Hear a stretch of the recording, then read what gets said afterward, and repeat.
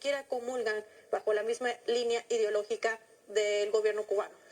Esto abre un escenario. Si en 60 años Estados Unidos no ha podido doblegar al pueblo cubano, quizás sea una manera de condicionar a Cuba el que se le devuelva este territorio, porque hemos visto que en los últimos años, por ejemplo, en el último gobierno de Barack Obama, un demócrata bajo la misma línea política de hoy, el presidente de Estados Unidos, Joe Biden, intentó decir que era un fracaso moral, lo dijo de manera abierta y a través de su cuenta Twitter, refiriéndose a la base naval de Guantánamo, y pedía su cierre, pero no pudo hacerlo. Estados Unidos encarará un proceso de elecciones y este tema nuevamente podría entrar en el debate. Pero la pregunta es, ¿bajo qué condicionamientos podría exigirle a Cuba de ellos cerrar su base, retirarse del lugar, pero Cuba qué tendría que dar a cambio?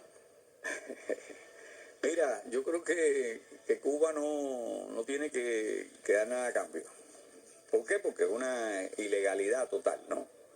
Y creo que la solución será cuando hay un cambio de régimen en Estados Unidos. Un cambio de régimen que se está acercando por la crisis moral, la crisis ética, la crisis de seguridad, la crisis económica, la crisis comercial, la crisis social. Infinidad de población que vive en condiciones no comparables con lo que ingresan incluso. Todos sus ingresos profesionales, que todos sus ingresos tienen que dejarlo por las políticas antisociales que tiene el gobierno de Estados Unidos, independientemente de las actividades que hace fuera, ¿no? Porque durante la implantación del neoliberalismo, en los años 80 en adelante, trataron de mejorar las condiciones internas, ¿no? Como dice Harvey, el politólogo inglés. Mejoraron las condiciones internas, pero a costa de la violación del mundo entero, de los pueblos. Todo lo que hicieron la doctrina Reagan, empezaron por los magnicidios de Torrijos, de Roldós, hasta de Indira Gandhi, de la India. Y ahora están en una situación que no pueden hacer otra cosa porque tienen un déficit extraordinario, se ha duplicado en el último año, se ha aumentado mucho, de acuerdo a lo que tenían. Entonces, la solución de allí va a ser a partir de un cambio de régimen que se puede dar dentro de los marcos del propio capitalismo, ¿no? De ellos. Pero sin condicionamientos. Pero con dijéramos que una élite que podía estar allí, que lo ha manifestado como mismo Obama, con toda su hipocresía que podía haber tenido, porque lo hizo esto con Cuba, pero después firmó contra Venezuela. Una contradicción de los grupos que están en la élite peleándose por el poder. Unos que se afincan en el complejo militar, financiero, comunicacional, y otros que se afincan en un complejo donde les permite obtener grandes ganancias, pero sin guerra. Sin el aspecto bélico. Ahí es donde se da la gran contradicción de los grandes grupos que pueden favorecer una vía de cambio allí de política, ¿no? Porque los está llevando al abismo, a Estados Unidos, ¿no?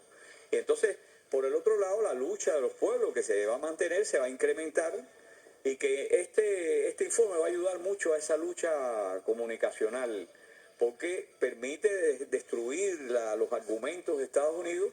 Y eso vale mucho en el campo de la lucha política comunicacional, ¿no? Y romper ese cerco mediático que además no viene de una línea ni de izquierda ni de medios alternativos. Vienen de funcionarios de la propia Naciones Unidas, donde Estados Unidos es el país que más recursos invierte. Y hablando de recursos, mantener esta cárcel, dicen expertos, cuesta más de 540 millones de dólares por año. ¿De dónde salen los recursos? En medio de un país que tiene además una deuda, que ha tenido que renegociar el techo de la misma, un país donde cada vez corre el riesgo de perder el control del sistema financiero actual que conocemos, porque ya los países para sortear las sanciones deciden comerciar en monedas locales. El grupo BRICS habla de la creación de una moneda común, los países de Latinoamérica dicen que deben dejar de depender del dólar, lo dijo el propio presidente de Bolivia, Luis Arce, en la última cumbre del Mercosur. Es decir, son cada vez más los países que se dan cuenta que esa hegemonía de dominación no les ha traído nada nuevo ni nada bueno, más bien una sumisión permanente que no les ha permitido ni siquiera garantizar ni su desarrollo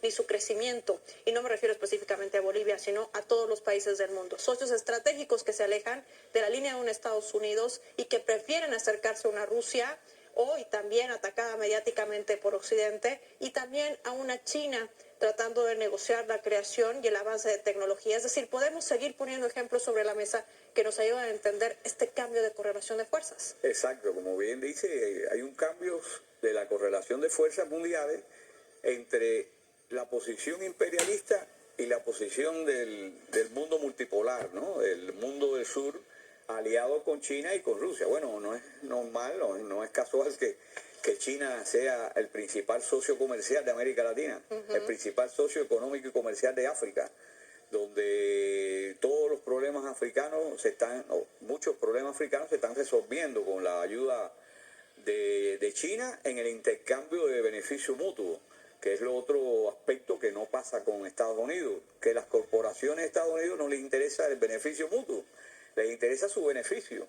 Entonces por eso es que pierden los mercados y pierden las condiciones de inversión en los países de América Latina y están tratando de usar la Unión Europea a través de la Unión Europea, porque como la Unión Europea es de la OTAN, fundamentalmente quieren penetrar en América Latina y bueno, Lula le puso un parado, ¿no?, a la posición esta de la van der Leyen, queriendo imponer condiciones, pero ya los Estados Unidos no pueden con el mundo del sur, aliado con las potencias como conocemos, China y Rusia.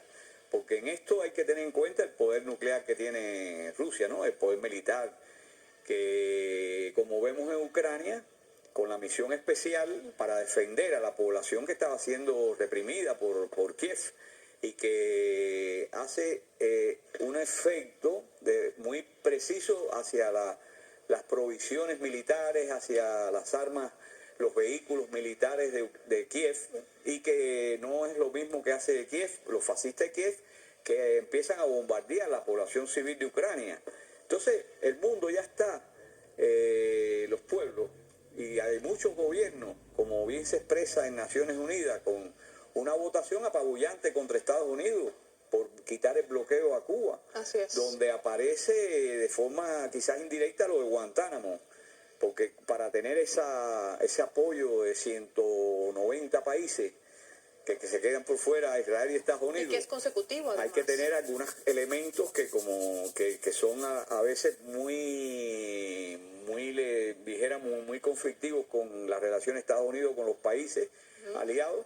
Y bueno, no aparece en esas declaraciones, pero en las declaraciones del movimiento de los no alineados, en las declaraciones del Grupo de los 77, en todas las declaraciones del sur, que es la mayoría en Naciones Unidas, aparece el retiro y la entrega de la base de Guantánamo del territorio cubano a Cuba, ¿no? Que fue además ilegalmente secuestrado, valga el término, por parte del gobierno de Estados Unidos bajo esa engañosa enmienda Platt, que también forma parte de la guerra híbrida contra la mayor de las Antillas. Esa historia de final del siglo XIX y principios del XX le toca a todos los países, fundamentalmente a los países que están cercanos a Estados Unidos, como es Cuba, que lograron invadir a Cuba con la compra, prácticamente con la compra a España, pero con una figura puesta por la enmienda Platt. Así es. Que la enmienda Platt dice que si hay una revuelta que afecta los intereses de Estados Unidos, pueden invadir a Cuba militarmente, penetrar, y con esa enmienda entonces se hizo la base de Guantánamo para tenerla cerquita, utilizando el nombre de una base de carbonera. Así siempre enmascarando las cosas, pero como te decía anteriormente, eso está muy ligado a lo del laudo arbitral de París que afectó a Venezuela, y lo denunció Ignacio Andrade, que era el presidente de Venezuela en ese momento, diciendo que había sido una farsa, y es en lo que se apoya a Guyana, que yo creo que ya está cediéndose ahora a la cuestión, y que Venezuela va a tener yo dijera que una acción bien inteligente en esto, ¿no? Pero hay que entenderla, esto que ocurrió y lo que ocurrió con Cuba, con Filipinas, con la base, el territorio de Guam, en que Estados Unidos empezó a ser el dominante marítimo del mundo. Y esa dominación marítima les permitió hacer los pactos agresivos, los pactos militares de OTAN, del CENTO, todas esas cosas que siempre conocemos de Estados Unidos, ¿no? Para finalizar, doctor Wong, me gustaría que pueda compartir con nuestros televidentes su conclusión en torno al tema que hoy nos ha reunido en el programa, que es justamente este centro de detención arbitraria. 90% de los que han pasado